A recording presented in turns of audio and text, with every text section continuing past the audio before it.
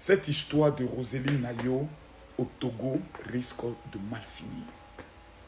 Je le dis avec honnêteté et je le dis avec tout le courage. Plusieurs influenceurs ivoiriens aujourd'hui sont en train de se positionner en solidarité à Roséline Nayo contre nos frères togolais et contre les influenceurs togolais. J'ai vu Leslie 5 étoiles. J'ai vu Dez. J'ai vu, comment il s'appelle, Tano. J'ai vu même la plus bête de toutes les blogueuses, Lova Lova de la Belgique. Tout le monde est en train de se retourner contre nos frères togolais. J'ai été même choqué de voir sur l'un des TikTokers écrit « Je soutiens fort Yacine ». J'aimerais dire une chose et une vérité à mes frères togolais. Moi, je devais être au Togo en juin. J'étais en contact avec mon fils, comment il s'appelle? Attends, je vais retrouver son nom rapidement. Oh là là, parce qu'il faut parler souvent avec des éléments de preuve pour que les gens comprennent un peu dans quoi nous sommes. J'étais en contact avec mon fils, comment il s'appelle? Ah, j'oublie à chaque fois son nom. Mon fils, Akia. Nous avons commencé à échanger exactement dans le mois de mai. Voilà. C'est dans le mois, à partir du 26 mai. Il a commencé à me faire la liste des chutes de Womé, le mont Agou, le centre artisanal de Cloco, Château Vital, la ferme et village de Kalimé. Comment on appelle ça? Palimé est également un excellent point de départ d'exploration, etc. Et il m'a amené certains éléments, mais certaines vidéos. Voilà. Tout ça, c'est au niveau, c'est lieu magique, c'est lieu extraordinaire, c'est au niveau du Togo. Et mon souhait, c'était d'y arriver. Mais par solidarité pour le combat que certains influenceurs étaient en train de mener, j'ai dit non, je n'y vais pas. Parce que ça allait paraître vraiment insultant de ma part que pendant que certains sont en train de mener un combat, moi je vais présenter pour dire venez au Togo, il y a des beaux endroits, il y a des magnifiques endroits, etc. etc. Mais en ce qui concerne Roséline Nayo, c'est un autre cas. Moi je comprends le combat, que ce soit Corolle, que ce soit les Togolais, ils se disent non, actuellement nous sommes dans une séance de combat. Roséline Nayo qui passe, c'est une grosse pointure. Ça va montrer, par exemple, qu'au niveau du Togo, tout va bien. Or, nous sommes en train d'indiquer que tout va mal. Donc, Roséline, s'il te plaît, n'y va pas.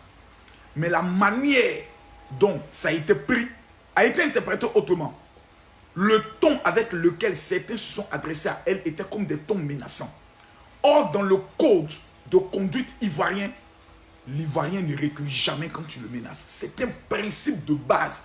Une fois que tu menaces un Ivoirien, tant que ta menace, tu ne l'as pas mis à l'exécution, l'Ivoirien ne recule pas. C'est un code de conduite depuis qu'on est tout petit.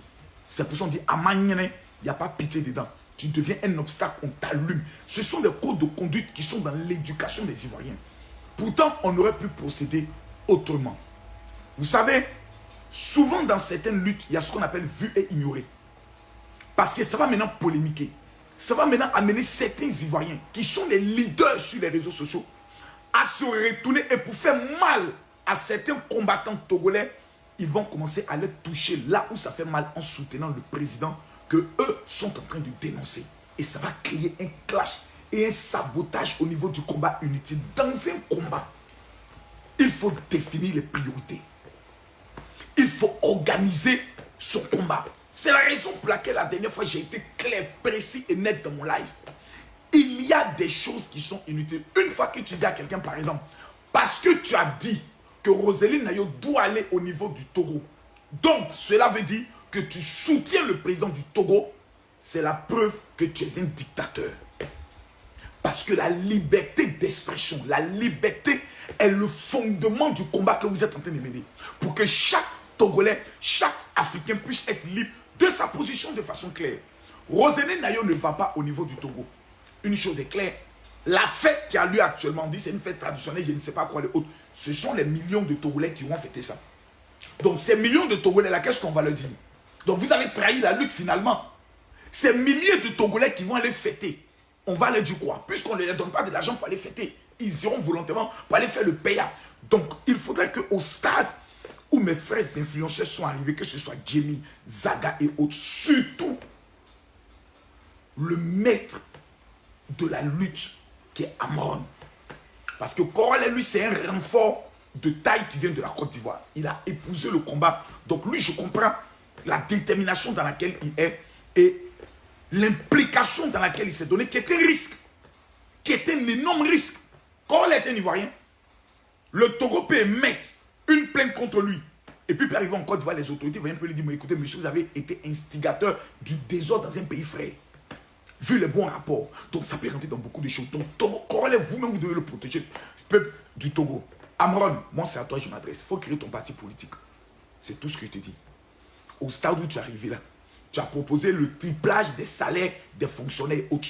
Vous n'allez pas mener la lutte pour aller donner la victoire à quelqu'un d'autre. Amron, crée ton parti politique. Tous les influenceurs qui sont en train de mener le combat aujourd'hui là, créez le M66, faites ça en parti politique pour que vous puissiez défendre, organiser, mobiliser, à faire adhérer tous ceux qui estiment qu'il faut qu'il y ait un changement au niveau du Togo. Point barre. Les histoires de, comment on appelle ça, Roseni Nayo et autres, on va boycotter tel concert au niveau des trucs. Les gars, je vous dis la vérité, les Camerounais ont fait ça au niveau de l'Europe. Ils appelaient ça anti-sardinat. Tous les gars qui ont mené le combat anti-sardinat, aujourd'hui je vous parle, le combat il est mort. Certains même, ils n'ont même pas renouvelé les titres de séjour. Certains n'ont même pas vu les titres de séjour être renouvelés. Donc c'est à vous maintenant de vous organiser. J'insiste sur l'organisation. Et c'est vous qui aurez tout à gagner pour votre peuple. Que Dieu vous bénisse.